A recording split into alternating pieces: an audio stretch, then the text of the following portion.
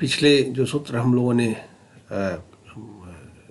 पढ़े थे, उन सूत्रों में नारद मुनि ने जो परा प्रेम है, उस परा प्रेम के स्वरूप को बताया, कहा कि वो कैसा है, ठीक है, वह किस प्रकार की रति है और उसे क्या मिलता है।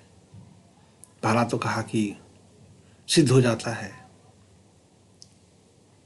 क्या हो जाता है, सिद्ध हो जाता है, उसको उस भक्ति को परा प्रेम को या परा भक्ति को पा करके वह सिद्ध हो जाता है, तृप्त हो जाता है। क्या हो जाता है, तृप्त हो जाता है, आत्मरति को प्राप्त करता है। क्या प्राप्त करता है, आत्मरति को प्राप्त करता है, आत्मा राम हो जाता है उस परा प्रेम को प्राप्त करके, ठीक है। तो वह जो परा प्रेम है ईश्वर के प्रति परा प्रेम, उसको प्राप्त करके उसके अंदर वो पूर्णता को प्राप्त करता है, वह स्वयं प्रेम स्वरूप हो जाता है। यह एस्थेटिक्स की उच्चतर अभिव्यक्ति है। सत्यम शिवम सुंदरम, सुंदरम की अभिव्यक्ति है, ये सुंदरम की अभिव्यक्ति है। आनंदो वै ब्रह्म जो कहा गया है, वह ब्रह्म आनंद स्वरूप है, तो उस आनंद स्वरूप की अभिव्यक्ति है। उस आनंद स्वरूप ब्रह्म में प्रतिष्ठा है उसकी, वो प्रतिष्ठित हो जाता है। तो ये बात कही गई उधर। अब आगे के सूत्र में क्या कहते हैं, सा न काम्यमाना निरोध रूपत्वात्। तो यह अवस्था जो आत्म रति की अवस्था है या तृप्ति की, पूर्ण तृप्ति की जो अवस्था है जिसमें आत्मा राम हो जाता है, कहते हैं नारद, यह कैसे प्राप्त होता है, उसका स्वरूप क्या है। सा न काम्यमाना निरोध रूपत्वात्, वह कामना स्वरूप नहीं है, वह तस्मिन प्रेम जो उसके प्रति जो प्रेम है, भगवान के प्रति जो परा प्रेम है, सातस्मिन परम प्रेम रूपा से जो उन्होंने कहा कि उसके प्रति जो परा प्रेम है और इसको पा करके पूर्णत्व की प्राप्ति होती है, आत्मक्रीड हो जाता है, उसको प्राप्त करके व्यक्ति आत्मरति की प्राप्ति करता है। तो वह आगे कह रहे हैं इस सूत्र में कि वह क्या है, साना काम्यमाना निरोध रूपत्वात्, वह कामना स्वरूप नहीं है, वह ईश्वर की कामना नहीं है, वह प्रेम की कामना भी नहीं है, वह कामना नहीं है कोई, क्योंकि कामना होगी तो उसकी प्राप्ति हो ही नहीं सकती। डिजायर कोई नहीं है, बल्कि निरोधस्तु, उसका निरोध है। सा न काम्यमाना निरोध रूपत्वात्, उसका निरोध स्वरूप है वो कामनाओं का निरोध स्वरूप है वो। इसकी उपमा जो है बुद्ध के निर्वाण से दे सकते हो आप। गौतम बुद्ध जी इस बात को निर्वाण कहते हैं। निर्वाण क्या है, निर्वाण, जब कामनाएं पूरी तरीके से निरुद्ध हो जाती है, कोई कामना ही नहीं रहती, निर्वाण, बुझ जाती है। जैसे दीपक की लौ जलती है और दीपक बुझ जाती है तो क्या होता है, सब खत्म हो जाता है। तो वहां तो एक निगेटिव एस्पेक्ट है की बात है, जैसे निर्वाण क्या है, निगेटिव एस्पेक्ट हो गया, वो बुझ जाना। यहां बुझ जाना नहीं है, यहां बुझना है, डिजायर्स खत्म हो जाती हैं, कोई डिजायर नहीं है, ईश्वर की प्राप्ति के लिए भी डिजायर नहीं है वहां, तो डिजायर नहीं है, लेकिन उसकी पूर्णता है। इसलिए वो कहते हैं कि उसको पाकर के वो सिद्ध हो जाता है, अमृत स्वरूप है वो। अमृत स्वरूपाच कहा उन्होंने कि वो अमृत स्वरूप है, क्योंकि जब उसकी प्राप्ति होती है, जब उस स्टेज को व्यक्ति प्राप्त करता है तो क्या हो जाता है, अमृत की प्राप्ति, अमृतत्व की प्राप्ति करता है, इमॉर्टलिटी को प्राप्त करता है, ठीक है। ऐसा शास्त्रों में कहा गया है कि जब ये निरुद्ध हुआ, भक्ति शास्त्र में ऐसा है कि जब इस अवस्था को व्यक्ति प्राप्त करता है, जैसे राधा तो कोई एंटिटी है नहीं, ठीक है, राधा कोई एंटिटी नहीं है, और भागवत पुराण में ऐसे किसी राधा का जिक्र है नहीं। लेकिन उत्तरोत्तर जो भक्ति शास्त्र में उस राधा का विकास हुआ, जिस राधा तत्व का विकास हुआ, वह इसी परम प्रेम स्वरूपा जो भक्ति है, वह उसी का वो आइडेंटिटी है, उसी का वो स्वरूप है वो। क्योंकि जब उस भाव, उस परम प्रेम स्वरूपा भक्ति जो है, उसके प्रति परम प्रेम स्वरूपा जो है, उसको प्राप्त करके जब उसका पूर्णत्व हुआ, तो उस भाव में ऐसा माना जाता है कि राधा के रोमकूपों से, रोम जो कूप है, उन कूपों से रक्त की बूंदें निकल पड़ी थी। वह इतना पूर्णत्व था, पूर्ण ट्रांसफॉर्मेशन था, ठीक है। और इस बात को जो है रामकृष्ण परमहंस ने भी जब उस भाव के साथ साधना की, राधा भाव को उन्होंने जिया, तो उन्होंने भी इस बात को रियलाइज किया। उनके साथ भी ऐसा हुआ और लोगों ने देखा, जिसका अर्थ है कि वो पूर्णत्व है, उससे एक पूर्णत्व है। वो एस्थेटिक्स जो है, जो सौंदर्य की उच्चतम अभिव्यक्ति है, प्रेम से ऊंचा कोई भाव है ही नहीं। प्रेम से कोई ऊंचा भाव नहीं है। सबसे ऊंचा भाव क्या है? प्रेम है। स्त्री का पुरुष के प्रति प्रेम जो है उच्चतर भाव है। सबसे पुरुष का स्त्री के प्रति जो प्रेम है वो सबसे उच्चतर भाव है, ठीक है। लेकिन जब वहां कामना नहीं होती, मिलन की उत्कट अभिलाषा है, रहती है, अवश्य रहती है, लेकिन कामना कोई नहीं होती वहां। तो यहां लिखा गया है कि सतु काम्यमाना निरोध रूपत्वात्। वह भक्ति का स्वरूप क्या है? वो सभी कामनाओं का निरोध स्वरूप है। कोई कामना वहां नहीं रहती। जैसे पौराणिक आख्यानों में ध्रुव का चरित्र है, तो ध्रुव ने भगवान की उपासना की। नारद ऋषि ने ध्रुव को मंत्र प्रदान किया उत्तानपाद के पुत्र से। तो जब उनको मंत्र प्रदान किया, ओम नमो भगवते नारायणाय, इस मंत्र को, तो वो बच्चा छोटा सा था और साधना में गया। तो मंत्र साधक थे वो, लेकिन मंत्र भी तो भक्ति ही है ना। मंत्र की साधना क्या है? वो भी तो भक्ति ही है, क्योंकि वो मंत्र तो ईश्वर का स्वरूप है, नाम है उसका, उच्चतर नाम है। ये राम नाम हरे कृष्ण से उच्चतर नाम है, वो ज्यादा गुम्फित है। और देखो, पौराणिक नाम और मंत्र में अंतर है। मंत्र एक अलग चीज है और पौराणिक मंत्र अलग चीज है। ये पौराणिक मंत्र है एक तरीके से, वैष्णव संप्रदाय का मंत्र है। वैष्णव को मंत्र शास्त्र ज्ञात नहीं था। मंत्र शास्त्र वैष्णव धर्म में, वैष्णव में शैव संप्रदाय से आया या शाक्त संप्रदाय से आया। इनको मंत्रों का कोई ज्ञान नहीं था। वेदों में ऋचाएं हैं, मंत्र नहीं है। वेदों में क्या है? ऋचाएं हैं। उन ऋचाओं से मंत्र को एक्सेप्ट किया गया। चूंकि वो ऋचाएं मंत्र खुद हैं, स्वरूप है, लेकिन वो ऋचाएं हैं। लेकिन उस ऋचाओं से फिर मंत्र निकाला गया। जैसे त्र्यंबकम यजामहे सुगंधि पुष्टिवर्धनम उर्वारुकमिव बंधनान मृत्युर्मुक्षी मामृतात्। ये क्या है? यह ऋचा है। यह मंत्र तब बनता है जब इसमें शय बीज लगते हैं। ओम हम जुम सह जब पीछे लगता है, आगे लगता है, तब यह मंत्र बन जाता है। तो उसको मंत्र, फिर उसको मंत्र में विनियोग करते हैं, ठीक है। तो अब यहाँ नारद कहते हैं कि वह भक्ति जो परा प्रेम है ईश्वर के प्रति, जिसकी प्राप्ति करने के बाद पूर्णता आती है, वह सभी कामनाओं का निरोध स्वरूप है।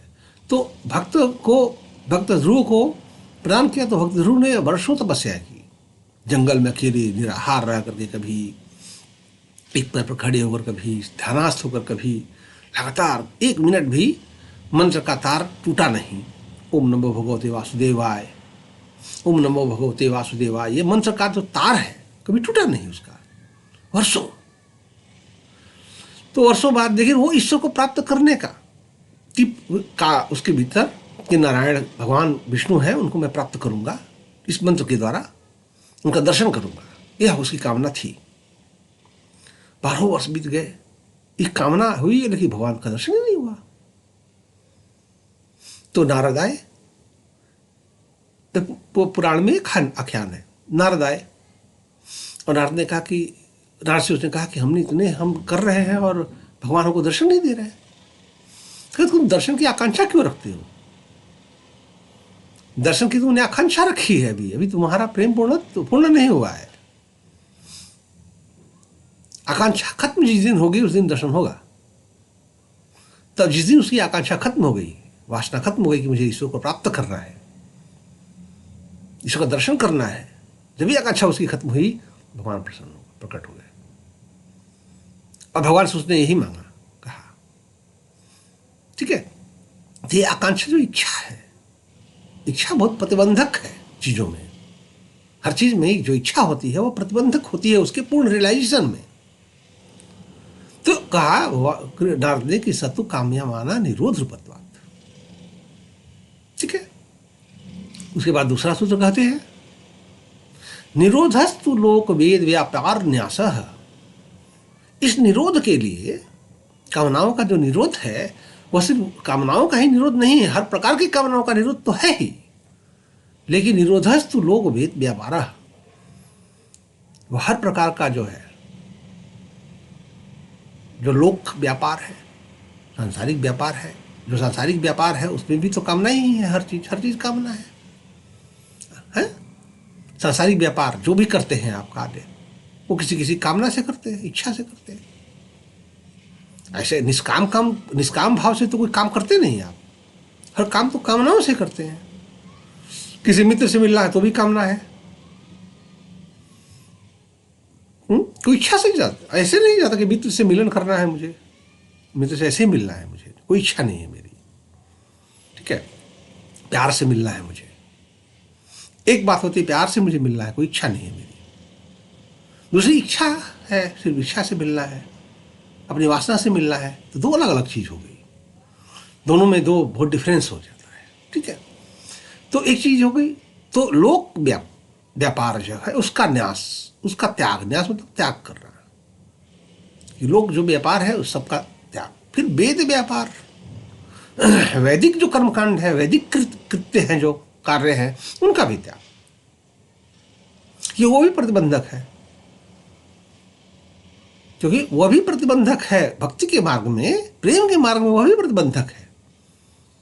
क्यों? क्योंकि वो प्रेम के मार्ग में नैतिकता घुसेड़ेगा वेद, वैदिक मार्ग की नैतिकता है, तमाम उसके टिटिम्मे है, बंधन है, सूत्र धागा है, जनेऊ का बंधन है। जनेऊ क्या धागा है, क्या है? बंधन है। उसके साथ बंधन है कि भैया वो ऐसे उठना है तो ऐसे लगाना पड़ेगा, बैठना है तो ऐसे लगाना पड़ेगा। भक्ति में वो भाव में है, वो कहाँ से लगाएगा? भक्ति के परम भाव में डूब रहा है वो, उसके पास कहाँ मौका है कि वो जनेऊ का धागा बांधता फिरेगा? वो उसको होश ही नहीं रहता है। भक्ति में उसको होश ही नहीं रहता है, तो वो ऐसे लोग वैदिक व्यापार को कैसे कर पाएगा? जैसे वैदिक व्यापार के अनुसार, जो वैदिक रीति से उपासना का सवाल है, तो वैदिक रीति से वो उपासना भी नहीं कर पाएगा वो, क्योंकि वो उससे ऊपर जा चुका है। वो जिस उपासना को करने के बाद जिस हम ईश्वर से प्रेम करते हैं, ईश्वर की भक्ति को प्राप्त करते हैं, वो भक्ति प्राप्त कर चुका है वो जब, तो इसका त्याग होना है।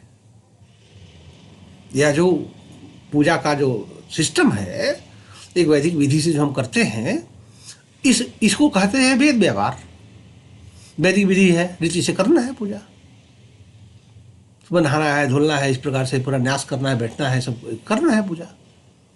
लेकिन वो इससे ऊपर जा चुका है ना, वो शुद्ध भाव में जा चुका है, वो प्रेम में जा चुका है, उस ईश्वर से उसका प्रेम हो चुका है, उसके प्रति प्रेम है, परा प्रेम हो चुका है उसको, तो उसके लिए इसकी जरूरत ही नहीं है। तो इसका न्यास हो जाता, वो करना नहीं होता है, वो खुद हो जाता है। संसार के प्रति जो सांसारिक वासना है, जो सांसारिक चीजें हैं, उसके प्रति उसका न्यास नहीं करना है, उसका त्याग नहीं करना, हो त्याग हो जाता है, अपने आप ही हो जाता है। ज्ञानी के साथ भी ऐसे ही है। जब ज्ञान की उत्कट अभिलाषा जब उसकी होती है और ज्ञान के उच्चतर भाव में पहुंचता है तो उसका सांसारिक कृत्य खत्म हो जाता है अपने आप ही, उसके कर्म खत्म हो जाते हैं। दोनों ही के साथ एक बात है, ज्ञान और भक्ति के साथ एक ही बात है। उच्चतर आयाम में जाने के बाद इनका लोक वेद व्यापार खत्म हो जाता है, अपने आप ही स्वतः निरुद्ध हो जाता है। सर्वकर्माखिलम पार्थ ज्ञाने परिसमाप्यते।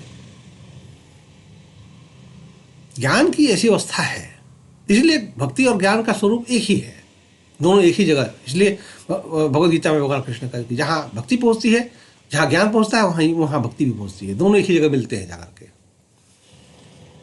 नारद ने पीछे कहा भी कि भक्ति ज्ञान स्वरूप भी है। ठीक है, तो यहां दो चीज हो गई, कामनाओं का निरोध स्वरूप है और उस कामनाओं के निरोध के लिए दोनों निरोध भी है, लोक वेद व्यापार, तो लोक का न्यास, वेद का न्यास। रामकृष्ण परमहंस को जब 12 वर्ष की उपासना के बाद परम प्रेम हुआ, परम भक्ति की प्राप्ति हुई जब उन्हें, तो उनको होश ही नहीं था क्या करेंगे, होश ही नहीं था उस भक्ति के। परम भक्ति तो प्रेम है ना, वहां रिचुअल नहीं है, अब रिचुअल नहीं रह जाएगा। रिचुअल से शुरू करते हैं आप, नवधा भक्ति से आप शुरू करेंगे, लेकिन वो उसका प्रक्षेप होना है, वह तो एक मीन्स है। तो शुरुआत में तो उन्होंने सब किया,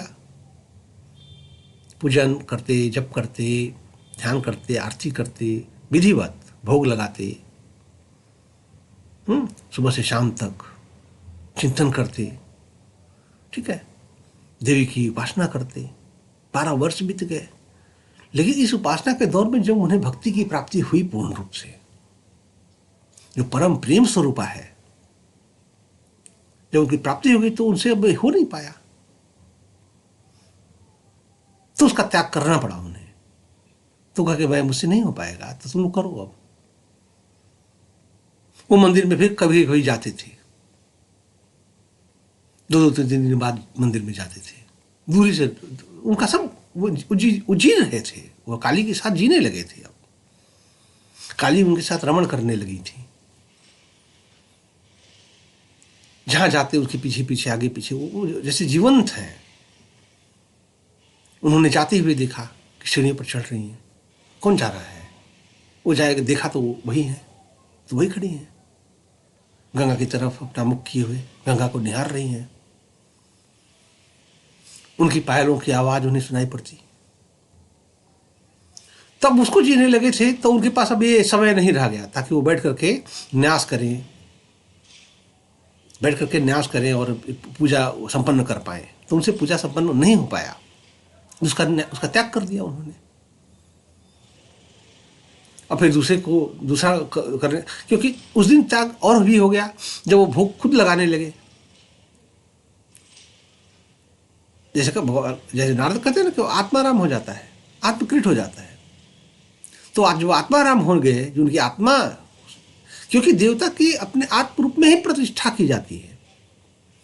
हमारी आत्मा से इतर वो देवता नहीं है, वह हमारी आत्म रूप में ही स्थित है। वह राधा कृष्ण के आत्म रूप से है स्थित है। कृष्ण जो है, कृष्ण के आत्म रूप से वह राधा है, राधा के आत्म रूप से वह कृष्ण है। तो राधा कृष्ण बन जाएगी, कृष्ण राधा बन जाएंगे, क्योंकि उन दोनों की आत्म रूप से प्रतिष्ठा है। वो अपनी आत्मा से इतर नहीं दिखता। नेह नानास्ति किंचन, यही अद्वैत वेदांत है। अद्वैत वेदांत क्या है? नेह नानास्ति किंचन, वह अपने से इतर कुछ नहीं देखता। मैं और तुम में का भेद मिट जाता है। यह भेद जो है तभी तक रहता है जब तक कि वह अपने स्वरूप को प्राप्त नहीं करता। प्रेम उसका निज स्वरूप है, सत्य ज्ञान उसका निजी स्वरूप है। ईश्वर का निजी स्वरूप क्या है? ज्ञान रूप में प्रतिष्ठित है ईश्वर। तो जब उस ज्ञान की प्रतिष्ठा हो जाती है किसी व्यक्ति के भीतर, तो वह ईश्वर से अभिन्न हो जाता है। वह ईश्वर और उसमें कोई भेद नहीं रह जाता। यही बात मुंडक उपनिषद में कही गई है। द्वा सुपर्णा सयुजा सखायाम समानम वृक्षम परिसस्व जाते तयोर अन्न पिप्पलम स्वादवती।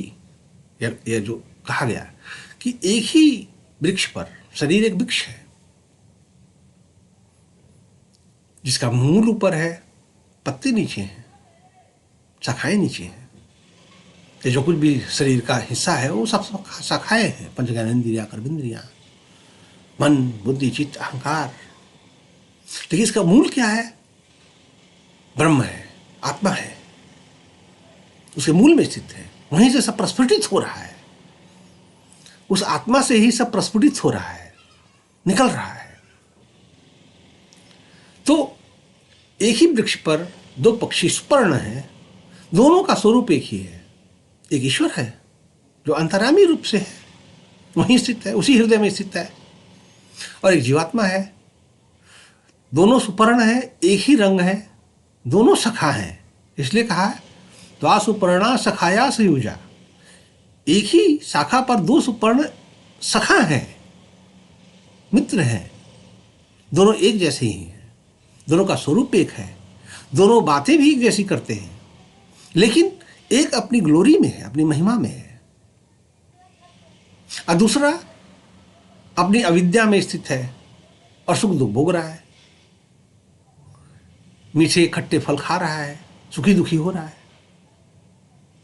और दूसरा अपनी महिमा में आनंदित है, परमानंद में है, वो आत्मस्वरूप हो गया है, आत्मक्रीड है, वो आत्मा राम है। ठीक है। तो जब यह दूसरा दुखी जो सुखी हो रहा है, जब वो उसके स्वरूप को देखता है, किसी दिन उसकी तरफ मुड़ता है, उसकी प्रेरणा से कभी उसकी तरफ मुड़ता है, जब उसके स्वरूप को देखता है तो अभी वैसा ही हो जाता है। तब भेद मिट जाता है दोनों के बीच। वो तो मैं तो वही हूं, मैं तो वही हूं, मेरा स्वरूप वही है। उस स्वरूप को वो प्राप्त कर लेता है। तो यहां ये तब तक संभव नहीं है जब तक उसके अंदर वासना है या कामना है, कोई किसी चीज को प्राप्त करने की कामना है।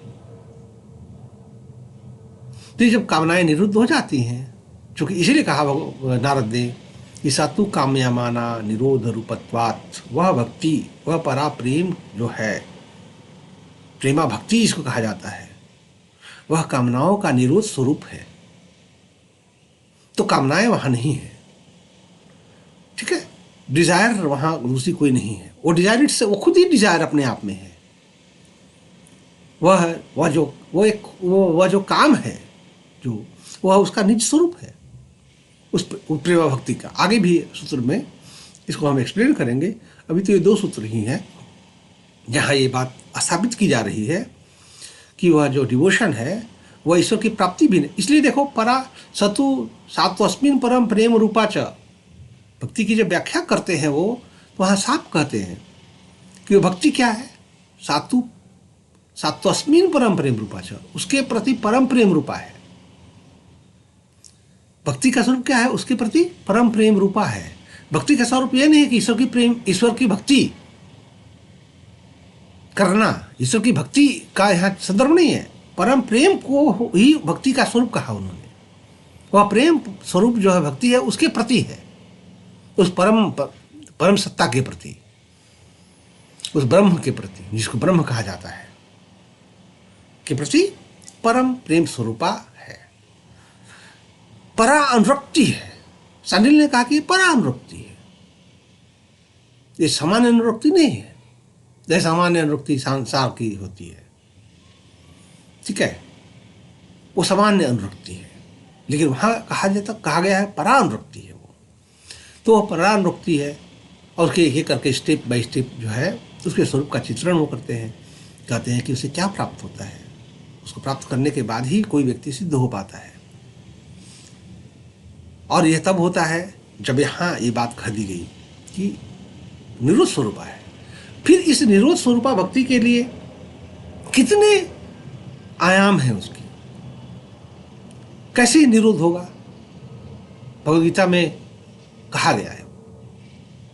भगवद्गीता में उसके स्वरूप का चित्रण किया गया है, दोनों के लिए, ज्ञान मार्गी के लिए भी और कर्म मार्गी के लिए भी। संसारिक जो है, संसार में रहकर जो भगवान की उपासना करता है, जिन्हें कर्म का त्याग नहीं किया है। जो कर्म करता है लेकिन वो ईश्वर का उपासक है, उसका उद्देश्य संसार की प्राप्ति नहीं है, उसका उद्देश्य ईश्वर की प्राप्ति है, भक्ति की प्राप्ति है। तो इसके लिए कह दिया गया है वहां कि दीक्षा लाभ संतुष्ट, कि उसको जो मिल जाए उससे संतुष्ट रहना होगा, ईश्वर पर पूर्ण आश्रितता रखनी होगी। इसे भक्ति के सूत्र में आगे नारद कहेंगे कि ईश्वर के प्रति पूर्ण आश्रितता का होना, दूसरे पर आश्रित नहीं, ईश्वर पर आश्रितता। ईश्वर जो जैसे तुमको, ईश्वर एक टीचर है, यदि तुम उसकी तरफ जाओगे तो तुमको प्राप्त कराएगा, अपने स्वरूप को तुमको देगा, उस आत्मस्वरूप को तुम प्राप्त कर लोगे। लेकिन वह टीचर है, वह तुम्हें सिखाएगा, टीच करेगा। तो जो मिल जाए उसे संतुष्ट रहना, शरीर निर्वाह मात्र के लिए कर्म करना, भगवद गीता में कहा गया 4थे अध्याय में। तो शरीर मात्र के लिए कर्म करना, तो शरीर मात्र के लिए कर्म करने के लिए कितनी वासना की तुम्हें जरूरत है? थोड़े कर्म की जरूरत है। इसलिए कहा कि थोड़ा कर्म करोगे, थोड़ा समय शरीर निर्वाह के लिए थोड़ा चाहिए, थोड़ा 1 घंटे काम अपना कर लिया, कुछ हो गया, तुम्हारा खाने पीने का व्यवस्था हो गया, बाकी के लिए प्रयत्न नहीं करना। बाकी समय भगवान के लिए देना, बाकी समय ईश्वर की साधना में लगाना, ईश्वर के चिंतन में लगाना, ईश्वर के भजन में लगाना। यदि तुम बाकी चीजों के लिए समय दोगे तो ईश्वर के लिए तुम्हें कहाँ समय दोगे? ये तो लोग वासना है तुमको कि भाई मुझे, मेरे पास करोड़ों रुपया हो जाए, मेरे पास ये हो जाए, वो हो जाए, तो हो जाओ, प्राप्त करो। फिर ये तुमको प्राप्त कहाँ से होगा? इसके लिए तुम्हारे पास समय ही नहीं है, रहेगा। 12 घंटे का, 24 घंटे का समय होता है, तो 24 घंटे के समय में मैक्सिमम समय में तो तुम जो है धन संग्रह करने में, कितना मेरे पास करोड़ों हो जाए, मेरे पास ये हो जाए, वो हो जाए, उसके लिए काम करोगे। तो तुम्हारे पास ईश्वर के लिए समय कहाँ है? लेकिन वहाँ कहा गया है कि वो कर्मयोगी जो संसार में रह रहा है, चलो उसकी वासना इतनी नहीं हुई है कि वो त्याग करके सन्यासी हो जाए। लेकिन नारद यहाँ कह रहे हैं कि सन्यासी होना आवश्यक है। आगे कहेंगे कि सन्यास उसका स्वरूप है। आगे नारद कहेंगे भी कि भक्ति का सन्यास स्वरूप है, कि बिना सन्यासी हुए भक्ति होती नहीं, होगी नहीं। क्योंकि लोक में रहोगे तो कैसे, कहाँ से होगी? समय तुम्हारे पास लोक के लिए है। इस चैतन्य महाप्रभु को भी जब भक्ति का समय आया तो संन्यास ले लिया उन्होंने, सभी चीजों से मुक्त हो गया वो। फिर कोई वासना नहीं, लोक वेद व्यवहार सब पराक्षेप हो गया। उद्देश्य अंतिम है ईश्वर की प्राप्ति, ईश्वर के परास्वरूप में निमज्जित हो जाना, डूब जाना। रसो वैसा कहा गया है। रसो वैसा, वह रसी स्वरूप है, आनंद स्वरूप है। तो उसको एक बार स्वाद लग जाने के बाद, शुरुआती साधना के दौर में ही थोड़ा सा जब स्वाद लग जाता है तो दूसरी चीजें नहीं होती आदमी से। जैसे मुझे ही थोड़ा स्वाद लग गया तो मेरी सारी चीजें खत्म हो गई, मेरी वासनाएं, प्रवृत्ति नहीं होती मैं पैसे कमाऊं, मेरी प्रवृत्ति ही नहीं होती कि मैं पैसे कमाऊं, धन कमाऊं, बिजनेस करूं। क्यों? क्योंकि वो एक टेस्ट लग गया है। तो टेस्ट वो इतना ऊंचा है वो कि ये सब चीज़ों में प्रवृत्ति नहीं होती, वो किसी की नहीं होगी। यदि आप ईश्वर की तरफ जाते हो, ज्ञान की तरफ जाते हो, वह टेस्ट ही ऐसा है, क्योंकि उससे पूर्ण सुख की प्राप्ति होती है, आनंद की प्राप्ति होती है, आत्मानंद की प्राप्ति होती है। तो यहाँ ये बात कही गई है। आगे के अन्य सूत्रों में इस पर विशेष चर्चा की जाएगी। अभी तो ये जो सूत्र हमने कहे, हमने 2 सूत्र लिए हैं, तो अभी तक हमने 5 सूत्र कहे हैं। ये 6वां और 7वां सूत्र हुआ, ठीक है। 2 सूत्र में कहूँगा, ज़्यादा सूत्र नहीं कहूँगा। तो 2 सूत्रों की छोटी छोटी जो भी व्याख्या हो सकती है उसकी सामान्य जिस तरीके से, देखो मैं राइटर तो मैं लेखन का कार्य तो कर नहीं रहा हूँ, तो एक जो सामान्य व्याख्या इसकी है जिसे आप उसको समझ सकें कि नारद का तात्पर्य क्या है। जब वो कहते हैं कि लोग वेद व्यापार न्यास है, वेद व्यापार न्यास का मतलब क्या है? फिर आगे वो ये भी कहेंगे कि उस भक्ति की प्राप्ति कर लेने के बाद उसे उस वैदिक कार्य को, जो वैदिक जो कर्म है उसका त्याग नहीं करना है, लोगों के लिए मर्यादा स्थापित करने के लिए उसे करना है। जबकि यहाँ वो कहेंगे कि कह रहे हैं कि वेद व्यापार नाशः, लोक वेद व्यापार न्यासः कह रहे हैं, लेकिन जब आगे भक्ति की प्राप्ति के बाद क्या होगा, तो हम कहते हैं कि लोक की मर्यादा और वेद की मर्यादा, दोनों की मर्यादा के लिए वह उसे दुनिया को दिखाना चाहिए, उसका त्याग नहीं करना चाहिए। तो इसलिए वह शास्त्रों का त्याग नहीं करता, शास्त्रों की जो मर्यादा है उस मर्यादा को स्थापित करता है, क्योंकि वही जो शास्त्र है उन्हीं के की मर्यादा, उन्हीं के टीचिंग्स से वो आगे बढ़ रहा है ना। शास्त्र का एक अपना आधार है, शास्त्र की एक सीमा है, उस सीमा के बाद उस शास्त्र से ऊपर जाना है आपको। शास्त्र में आपको एक इंगित करता है कि यहां जाना है आपको,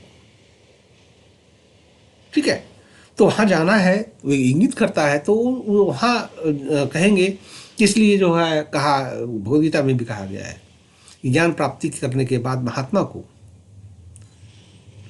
संसार के लिए जो वेदों द्वारा बताए गए मार्ग हैं उन मार्गों के अनुसार चलकर दिखाना चाहिए, ठीक है, क्या करके उस वैदिक मार्ग के अनुसार चल करके दिखाना चाहिए, जनता को बताना चाहिए, क्योंकि उसी मार्ग से चल करके पूर्णत्व की प्राप्ति होती है, क्योंकि उसी के द्वारा वो भी चलेगा कि आप भी चले हैं उसी के द्वारा। तो जो लौकिक कार्य है, जो वैदिक कार्य है, वो जो नित्य प्रति के जो कर्म होते हैं उन कर्मों को करना, जैसे संध्या करना, संध्या करवाना, तो भले ही वो पूर्ण ज्ञान हो गया है लेकिन संध्या के समय वो उपस्थित होगा, करवाएगा लोगों से, ठीक है, ठीक है, शास्त्र अध्ययन करवाना, ठीक है, और जो जैसे श्राद्ध है, ये सब चीज़ों का को भी करवाना लोगों से, इन चीज़ों का त्याग न करना, ठीक है, लेकिन वो अपने इंडिविजुअल भक्ति के दौर में उसको त्याग करना होगा, तभी वो प्राप्त कर पाएगा। प्राप्त कर लेने के बाद, जैसे भगवानों ने भी, जो भी भगवान आए, भगवान भी कभी भी वेदों के खिलाफ उन्होंने काम नहीं किया, वेदों की जो मर्यादा है उस मर्यादा को उन्होंने स्थापित किया, जबकि वो उससे ऊपर है। तो वेदों की मर्यादा जो है उस पर चलना और दिखाना लोगों को, तो ये आगे कहेंगे सूत्रों में, ठीक है, कि उसके अनुसार आदमी को अपना जीवन चलाना चाहिए। संन्यास हो जाने के बाद भी रामकृष्ण परमहंस सन्यासी हो गए थे, फिर भी उन्होंने उपदेश तो वही किया जो वेदों में था, वेदों से बाहर उन्होंने उपदेश नहीं किया, कि कोई भी नहीं करेगा, क्योंकि वेद परम है, वो उसी का बताया मार्ग है ये। और वह ये भी कहता है, खुद ही कहता है भी, कि भाई देखो ये तो है लेकिन इससे ऊपर जाना है। क्या है? इससे ऊपर जाना है, इसलिए त्रैगुण है वैसे आवेदान है स्त्री गुणी भवार्जन, 3 गुणों से परे जाना है, इन 3 गुणों के विषय है। तो माया से ऊपर जाना है ना आपको, तो माया से ऊपर जाने के लिए उसका त्याग करना होगा, उसको ट्रांसेंड करना होगा, त्याग नहीं, त्याग की जगह पर उसका शब्द है कि उसको ट्रांसेंड करना होगा आपको, तो ट्रांसेंड करके ऊपर जाना होगा। तो इस तरीके से आप इन सूत्रों को समझिए कि बिना त्याग किए और बिना ईश्वर के प्रति पूर्ण अनुराग के भक्ति प्राप्त होती नहीं। यदि आप सांसारिक दुनिया में सांसारिक वासनाओं में ही रहेंगे, आप बड़े बड़े आश्रम बना रहे हो, तो आपके पास समय कहाँ है? आप आश्रम के लिए सारे काम करोगे बनाने के लिए, आप बड़े बड़े आश्रम बना रहे हो, तो बड़े बड़े आश्रमों को बनाने के लिए सारा समय का आपका पूरा 24 घंटे का प्रपंच लेके कहाँ से पैसा आए कि मैं इतना बड़ा आश्रम बनाऊं? उस पैसा के लिए तुम भाग रहे हो, तुम्हारे पास भक्ति के लिए कहाँ समय है? समय नहीं है। तुम में और एक संसारिक में कोई फर्क नहीं है, सिवाय से कि तुम भगवान धर्म के नाम पर मैं मंदिर बना रहा हूँ या मैं आश्रम बना रहा हूँ, तुम ये कह रहे हो, लेकिन वास्तव में तुम्हारी वासना भी वैसे ही है जैसे एक संसारिक व्यक्ति की वासना है। तुम बिल्डिंग बना रहे हो, स्ट्रक्चर बना रहे हो, और उसके लिए सारे तुम्हारे आयाम, सारे तुम्हारे कर्म है। तुम प्रवचन भी उसी के लिए दे रहे हो, पैसे आएंगे। तुम्हारा उद्देश्य भक्ति है ही नहीं, ईश्वर की उपासना उद्देश्य है ही नहीं तुम्हारा, क्योंकि ईश्वर की वासना के लिए तो भाई दीक्षा लाभ संतुष्ट हो, जो भगवान से मिल जाए उसी के लिए आश्रित रहना, उतना ही कर्म करना जो देह निर्वाह के लिए आवश्यक है। बाकी के समय 24 घंटे का जो समय है वो ईश्वर के चिंतन और ध्यान में लगाना, भक्ति में लगाना, कीर्तन करना, ये करना है। तुम कहाँ कर रहे हो?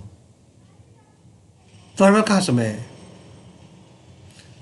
ठीक है, तुम तो राजनीति कर रहे हो और लोगों को बता रहे हो कि मंदिर बनाओ, इसी से धर्म की स्थापना होगी, धर्म आगे बढ़ेगा। जितना मंदिरों की कोई लिमिटेशन नहीं है, लेकिन पुजारी नहीं है उसमें। मंदिरों की संख्या कितनी है? करोड़ों मंदिर है, लेकिन उसमें एक पुजारी नहीं, पूजा करने वाला नहीं है जो ईश्वर को रियलाइज करे। जैसे रामकृष्ण परमहंस एक पुजारी तो थे मंदिर के, काली के उपासक थे, पुजारी थे, पूजा करते थे। पुजारी के रूप में नियुक्ति हुई थी उनकी कि आप भी इस मंदिर में आप पूजा कीजिए, लेकिन वो पुजारी नहीं रहे। तो ऐसा एक पुजारी एक मंदिर में कहाँ है? मंदिर हजारों हैं। तो मंदिर बनाना आवश्यक नहीं है, पुजारी खोजना आवश्यक है। एक पुजारी हो जाए, एक उपासक हो जाए उस मंदिर में, तो यह चीज इंपॉर्टेंट है। मंदिर इंपॉर्टेंट नहीं है, इसलिए मंदिर में धर्म नहीं रहता। ठीक है, तो अब ये पूरा प्रपंच, धर्म का अर्थ होता है प्रपंच।